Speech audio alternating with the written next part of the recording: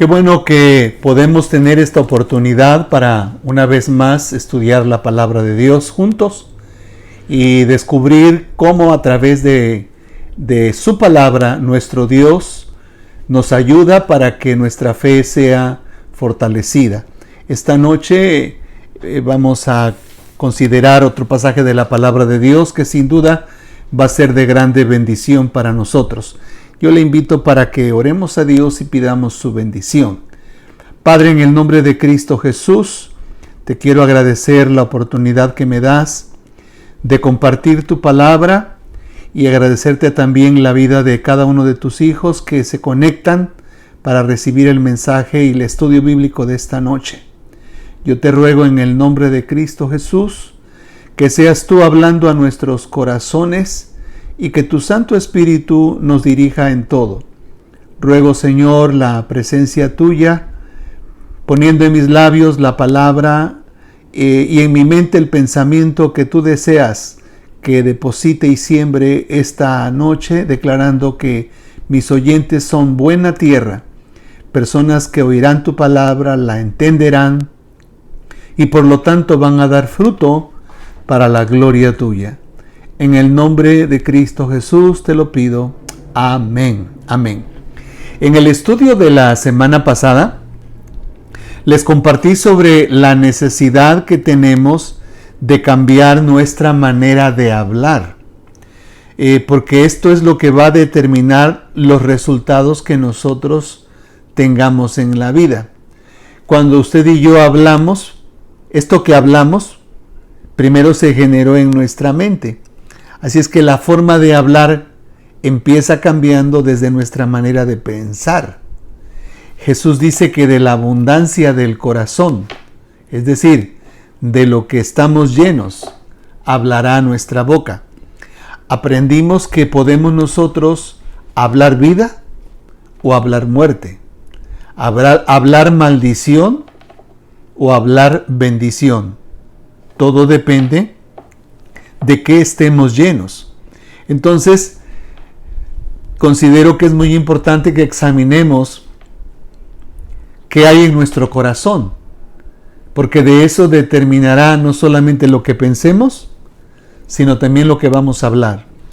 Entonces, la razón de todo esto es porque si somos hijos de Dios, nos debemos parecer a Él. Y aún en nuestra manera de hablar, debemos de hablar como Dios habla. Entonces, la semana pasada, para que lo pudiéramos comprender de una manera mejor y más objetiva, mencioné por lo menos 12 formas diferentes de cómo el Señor no habla. Son expresiones que Dios no usa. Y es con el fin de que nosotros también no sigamos usando esas expresiones. Entonces, no las voy a repetir porque eso fue del estudio pasado. Pero este día, por otra parte, quiero que sepamos que este cambio, que con la ayuda de Dios se va a realizar en nuestras vidas, no es un cambio inmediato, no es un cambio que sucede de la noche a la mañana. Es un cambio progresivo. Y este cambio se lleva a cabo a través de un proceso que nos va a tomar, entre otras cosas, tiempo y en el cual necesitamos estar trabajando todos los días y a la vez vamos a tener experiencias en esos cambios a medida que vayamos dominando esa nueva forma de hablar. Así que, por favor, no nos desesperemos. Lo más importante es que estemos conscientes que nuestra forma personal de hablar la debemos de cambiar. Entonces, aun cuando uno a veces comienza a leer los evangelios y uno lee el ambiente que había entre los discípulos y Jesús, uno, no sé si le ha pasado a usted, pero en lo personal, yo me he puesto a pensar qué bonito hubiera sido haber estado en el tiempo de Jesús. Que si en lugar de los discípulos nosotros hubiéramos estado ahí, pues echamos a andar nuestra mente y decimos, quizás nuestra forma de percibir lo que el Señor enseñaba o lo que el Señor hacía, habría sido diferente a la forma como lo percibían sus discípulos.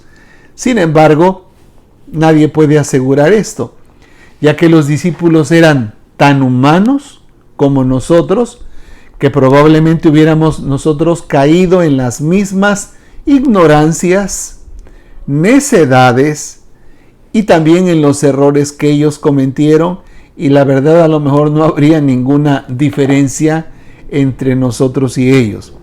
Lo que sí vale la pena mencionar es que los discípulos fueron muy privilegiados, ya que tuvieron la bendición de ver personalmente al Señor Jesús y mirar muy de cerca cada uno de los milagros que Él hizo, y sobre todo las enseñanzas que el Señor impartió antes de regresar al Padre.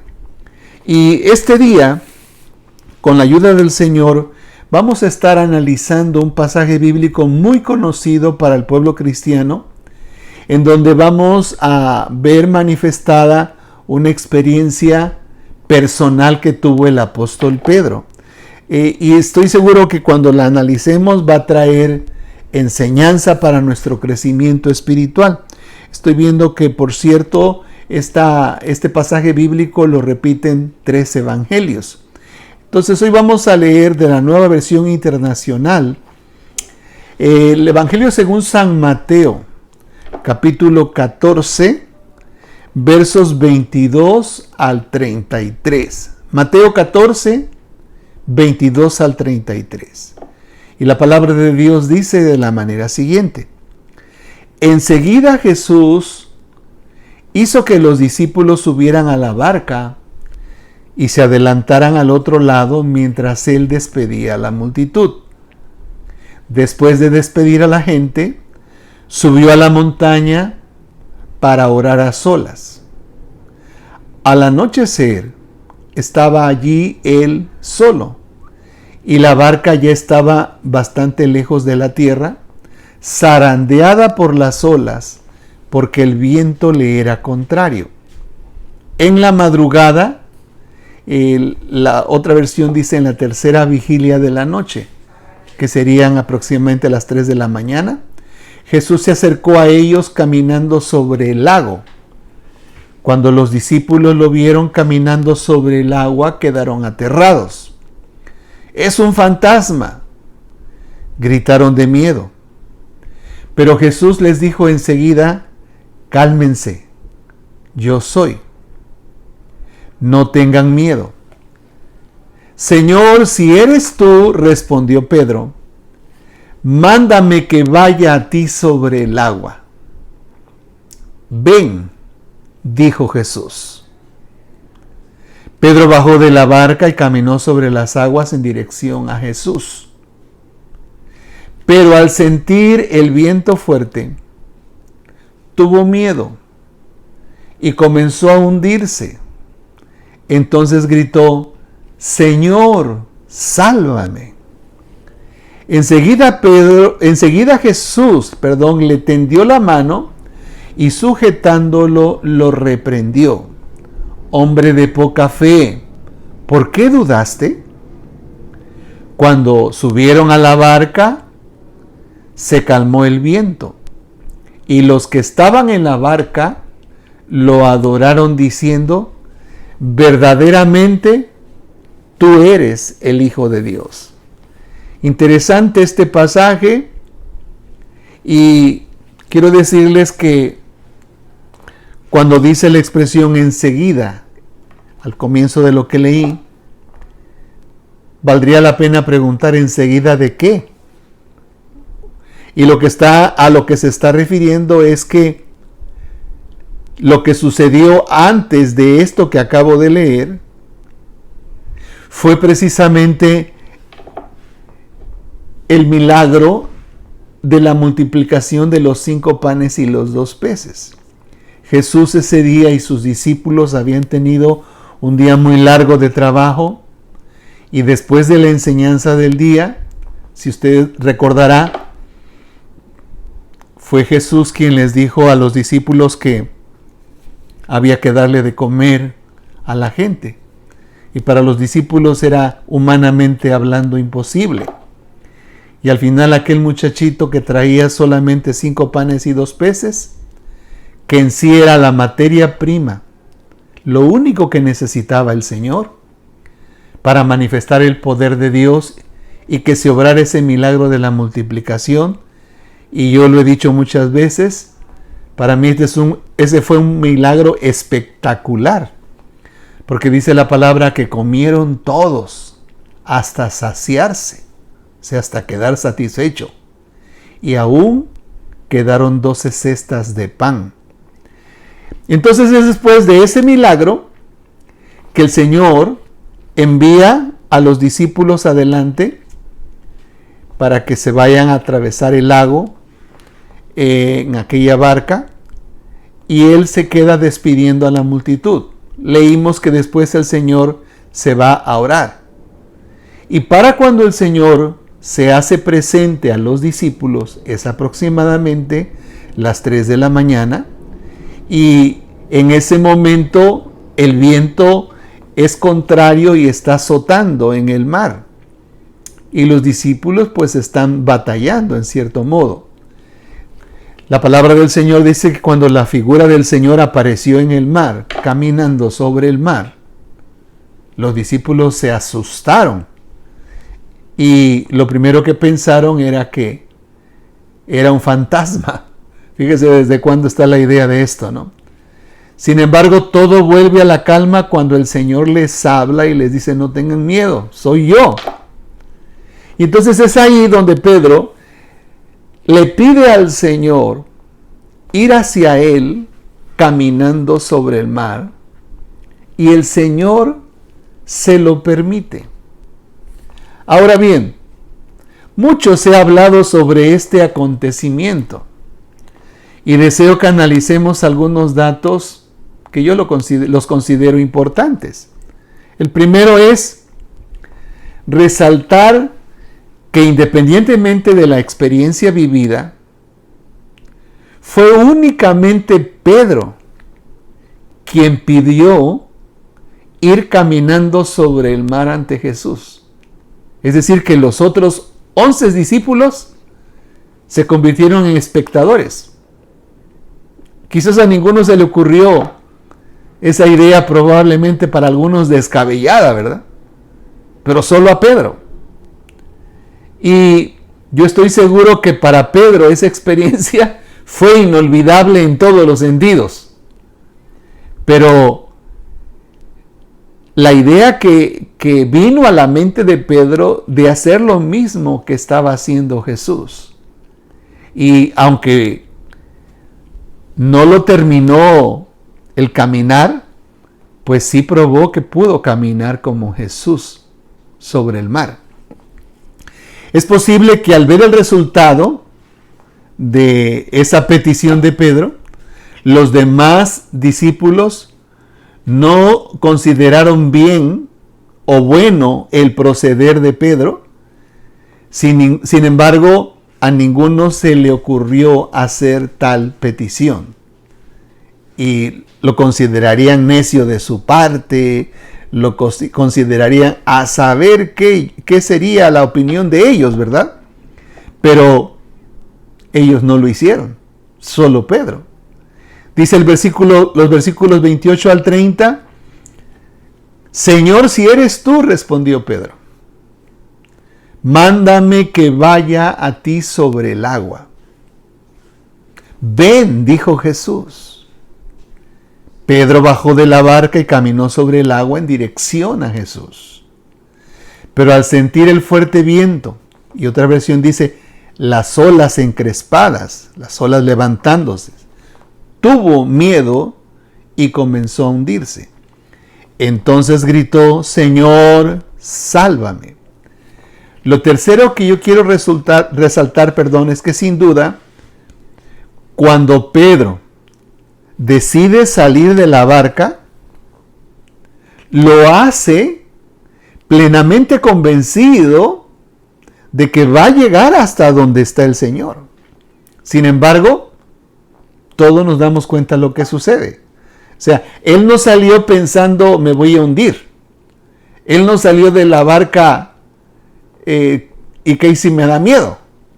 Simplemente salió de la barca caminando con su mente puesta que iba a llegar hasta donde estaba el Señor Jesús. Entonces, de ese momento cuando se hunde, podemos nosotros aprender varias lecciones. Entonces, lo importante es que esa experiencia en Pedro lo marcó. Claro, aún los propios discípulos, aunque no hay ningún comentario escrito, pero probablemente quizás alguno le reclamó después o le hizo burla, pero la experiencia que tuvo Pedro de caminar sobre el agua fue única, ¿no le parece? Entonces, hay una primera lección que yo quiero compartir en esta hora, y es la siguiente: que cuando el Señor nos invite a confiar en Él, si nosotros nos hemos atrevido a creerle, es nuestro deber mantener esa confianza hasta el final, para que lo que hemos comenzado lo veamos terminado. De lo contrario, nunca lo miraremos realizado. Esa fue la experiencia que tuvo Pedro. Si él se hubiera mantenido viendo al Señor, no importa el viento, no importa las olas, él hubiera llegado. Entonces yo he dicho en muchas ocasiones que los errores y fracasos que comete nuestro prójimo no deben de ser razón para señalarlo o para juzgarlo, mucho menos condenarlo, porque somos humanos, todos nos podemos equivocar. Pero sí, los errores de nuestro prójimo debieran de servirnos a nosotros como lecciones, simplemente para que nosotros no los cometamos. Entonces, cuando hay una promesa de la palabra de Dios en donde Dios nos muestra que Él está con nosotros, vamos a confiar en Él hasta el final y a no dudar, ¿sí? En el caso es creerle y poner nuestra confianza solamente en el Señor. Y meditaba en estos días, no me acuerdo qué noche, sobre un versículo y hacía alusión a lo que dijo Jeremías: maldito el hombre que confía en el hombre. Pero Jeremías también dice: bendito el hombre que confía en Dios. Porque si hay alguien digno de confiar, es nuestro Dios. ¿Por qué? Porque Dios lo que promete lo cumple. Porque Dios no es hombre para que mienta. Porque Dios tiene un pacto con su palabra. Porque Dios es fiel a sus promesas. Porque Él es Dios. Una segunda lección.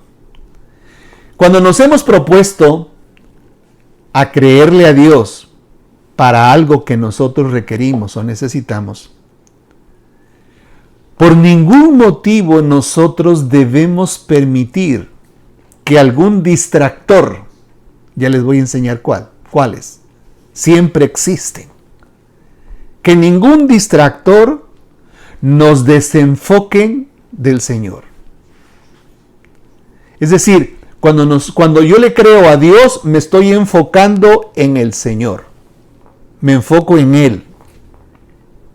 Van a venir distractores a quererme mover hacia otra dirección. Y ese es el error que cometemos. Por eso Dios no puede cumplir su palabra en nuestras vidas, porque fácilmente nos desenfocamos. Entonces los distractores siempre van a estar a nuestro alrededor. Pero usted y yo somos los que decidimos si los ignoramos o si les hacemos caso. Es como, por ejemplo, quiero poner ejemplos simples. Usted y yo proponemos hacer ayuno, una ofrenda de sacrificio para Dios, porque queremos ofrecer esa ofrenda que suba de olor grato a la presencia de Dios. ¿Verdad que siempre va a haber distractores que van a impedirnos que nosotros lo hagamos? Justo ese día nos habla alguien que nos está invitando para desayunar. Entonces, de nosotros depende qué decisión vamos a tomar. Ve que nos podemos desenfocar fácilmente. O simplemente, usted dice, voy a tomar 30 minutos para estar en comunión a través de la oración con el Señor. Y está usted comenzando a orar cuando comienza a sonar su celular. Ese puede ser un distractor. Y usted puede seguir orando. O usted puede interrumpir su momento de comunión para atender la llamada. Siempre va a haber distractores. Y lo curioso es que siempre que usted y yo queremos hacer algo que va a glorificar el nombre de Dios, o algo que va a provocar el que nuestra vida sea bendecida, siempre surgirán distractores que quieren impedirlo. Usted dice, tan pronto abran el templo, con la ayuda de Dios, yo voy a ir a la casa de Dios. Justo ese día le llega visita. Y de usted depende. De usted depende si decide quedarse a atender la visita o la invita para ir a la iglesia. Entonces, los distractores siempre van a estar al lado nuestro. Una tercera lección. El miedo es parte de la naturaleza humana. Y el miedo siempre va a predominar en nosotros en los momentos críticos, si es que nosotros no estamos fortalecidos por el Señor. Entonces, el miedo va a estar allí, pero si nosotros nos mantenemos fortalecidos por el Señor, no va a pasar nada, no va a suceder nada. Una cuarta lección. Y en esta tercera lección, a veces, aún en sueños tenemos una pesadilla y nos levantamos sobresaltados. Pero si usted está fortalecido en el Señor, usted reprende aquello y usted le pide al Señor su favor y gracia para dormir y descansar. Y tranquilo, no pasó nada. Vamos a una cuarta lección. Es la convicción que adquirimos al creerle al Señor. ¿Por qué le hemos creído al Señor? Porque ya hemos tenido la experiencia tiempo atrás de cómo el Señor se ha manifestado a nuestras vidas. Porque ya Él nos ha dado prueba de que su poder es real. Entonces, esa convicción que adquirimos no es de la noche a la mañana. No es porque usted dice, se proponga, no, yo tengo convicción y yo le creo. No. Es que si usted no tiene experiencia con el poder de Dios, no hay convicción. Entonces, es un proceso que se va formando, entre otros factores, por tiempo. Hay tiempo de por medio. Hay experiencias que hemos vivido con la manifestación del poder de Dios. Un ejemplo, si usted ha probado el poder de Dios en que Él suple las necesidades, es porque usted y yo nos dimos cuenta en cierta necesidad financiera o económica o material, que clamamos a Dios y Dios providencialmente suplió esa necesidad. Entonces allí nos dimos cuenta, Dios responde. El poder de Dios es real. Y eso va marcando nuestras vidas al punto que vamos adquiriendo experiencia. Entonces, en la próxima situación adversa que venga contra nosotros, usted y yo sabemos, Dios está conmigo, así como fue hace como un mes, va a ser ahora conmigo. ¿Sí? Entonces, no, la convicción no se adquiere por leer un libro o por repetir salmos, no, es por experiencias que hemos tenido con el poder del Señor. Esa experiencia que tuvo Pedro de caminar sobre el agua, nadie se la puede quitar, la tuvo. ¿Por qué? Porque se atrevió a hacer lo que los 11 otros discípulos no hicieron.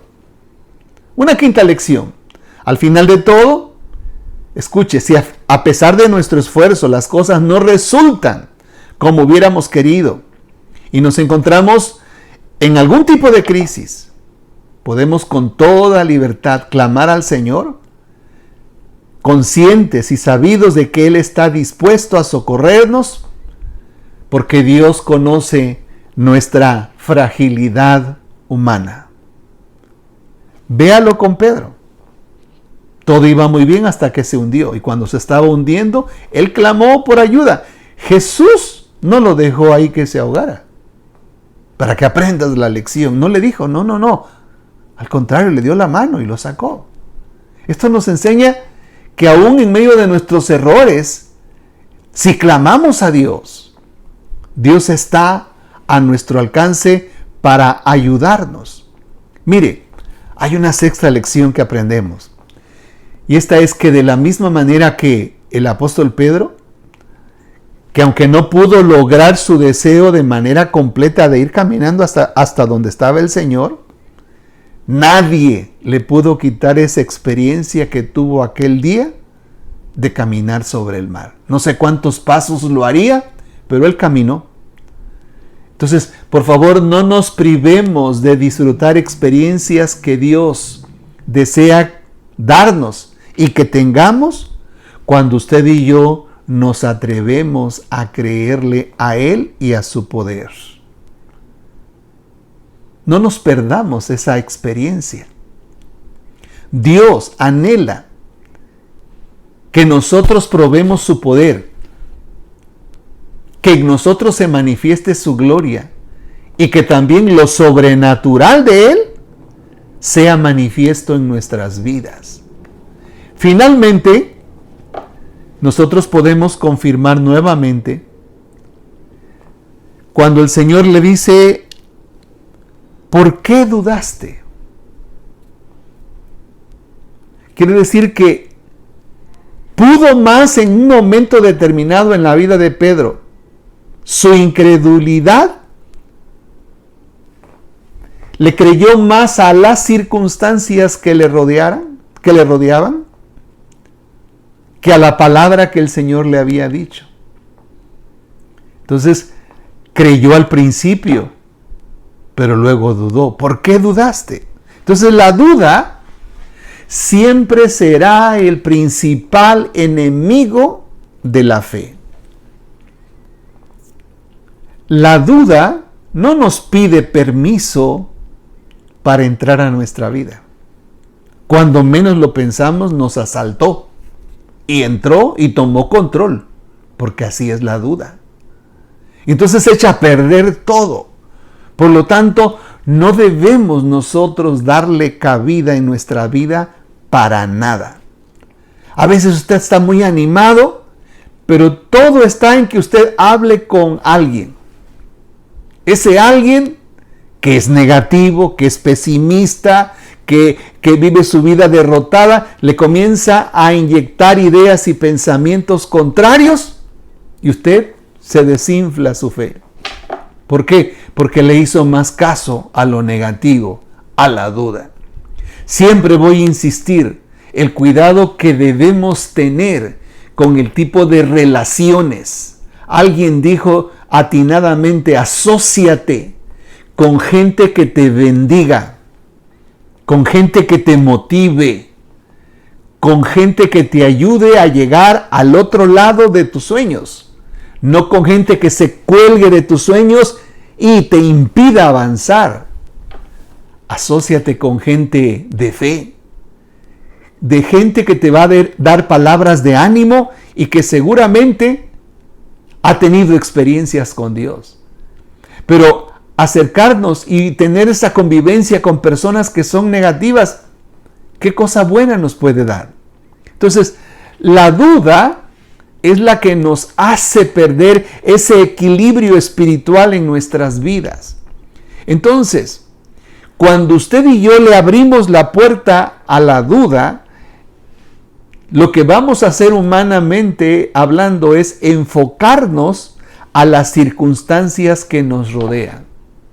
Y a veces basta solamente un comentario negativo de alguien para que usted se desenfoque de mirar al Señor, se desenfoque del propósito de su palabra, se desenfoque de la promesa que Dios le ha hecho y lo perdemos todo.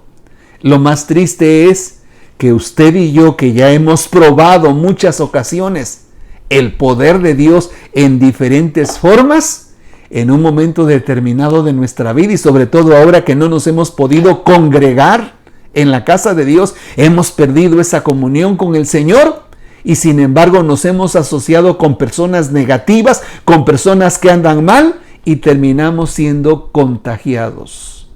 Tengamos cuidado. Dios anhela continuar obrando milagros a través de nuestras vidas. Dios desea que su poder se siga manifestando a través de nuestras vidas. Dios anhela que su palabra se siga cumpliendo en nosotros. Y sobre todo, como Él nos ha pedido que seamos luz y sal en este mundo, Él anhela que esa luz no se apague, que el sabor como la sal no se debilite de nuestras vidas y que usted y yo podamos vivir una vida que le agrade al Señor, una vida que le glorifique al Señor, una vida que sea digna de imitar por otros. Entonces, para lograrlo, créame que lo único que necesitamos es acercarnos a Dios cada día y que estas lecciones que aprendimos de esta experiencia de Pedro nos ayuden para vivir una vida de fe. Cerrémosle la puerta a la duda y estoy seguro que usted y yo comenzaremos a tener nuevas experiencias en Dios. Que el Señor les bendiga y que sus vidas sean fortalecidas.